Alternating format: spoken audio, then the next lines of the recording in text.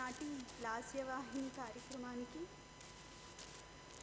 ముందుగా ఈ ఆలోచన మనసులో రూపుదిద్దుకున్న వెంటనే మొదటి రోజు నుంచి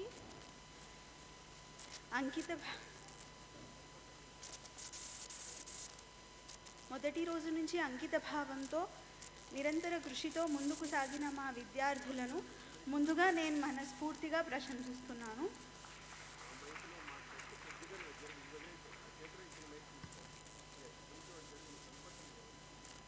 లాస్యవాహిని అనేది అరంగేట్రం కాదు, అరంగేట్రం తరహాలో ఒకరు, ఇద్దరు లేదా ముగ్గురు విద్యార్థులతో తమ సాధనను, అభ్యాసాన్ని వేదికపై ప్రదర్శించేందుకు మేము రూపకల్పన చేసిన ప్రత్యేక శీర్షిక. వాహిని అని నామకరణం చేయడంలో కూడా అదే అర్థం.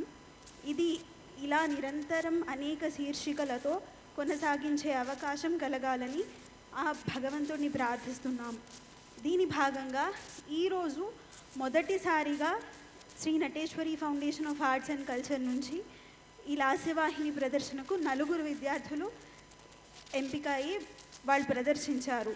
ఈ శుభ సందర్భాన్ని పురస్కరించుకుని Sri Nateshwari academy of arts and culture తరపున ఈ 4 విద్యార్థులకు ప్రశంసా పత్రాన్ని అందజేయాలనుకున్నాము. దాని సైటేషన్ ఒకసారి నేను చదువుతాను.